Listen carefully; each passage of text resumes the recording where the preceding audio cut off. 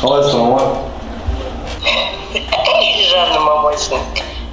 Құлынның мамасының кішкентай ғана. Аха, қалайсың? Жақсы шүкір естіп. Ну, привет, мам. Привет, сынулечка, как дела? Да, слава Богу. Потихоньку служим.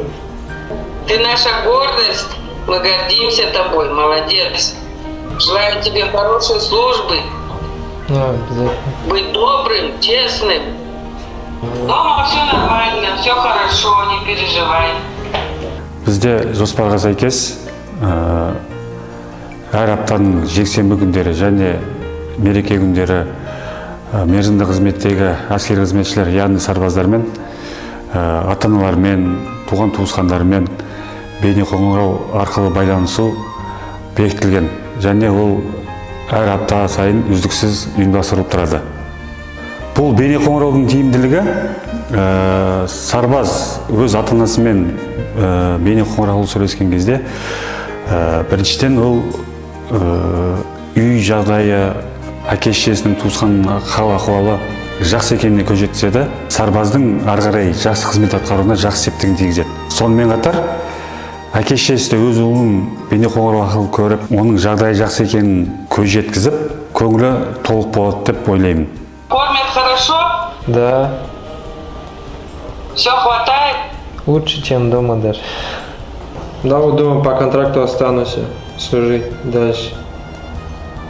Родину Ну защищать. смотри, это твой выбор. Да.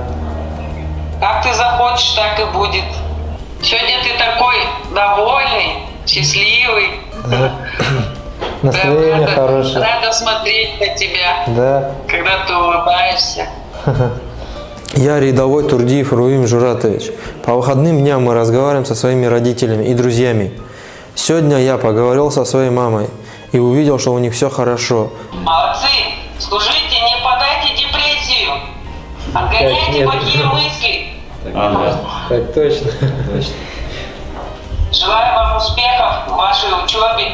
Спасибо. Дальше продвигаться. Всем привет передаю. Будьте здоровы, счастливы. Передам, сыночек, давайте. Родственникам, С друзьям. Богом, мои дочки. Давай. До Успехов свидания. вам, здоровья.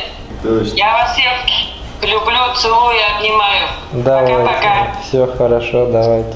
Мен қатардағы жауынгер Диасхан Молдахан. Біз демалыс күндері осылай үйдегілермен, ата-аналарымызбен, туысқандарымызбен бейнеқоңырау арқылы сөйлесіп тұрамыз. Бейнеқоңырау арқылы сөйлесу үйдегілердің қал жағдайын білуге көмектеседі.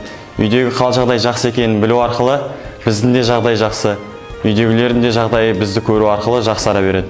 Бұл бізге әскердегі қызмет жасауға өз көмегін тигізіп отыр. Бүгін мен анаммен сөйлестім.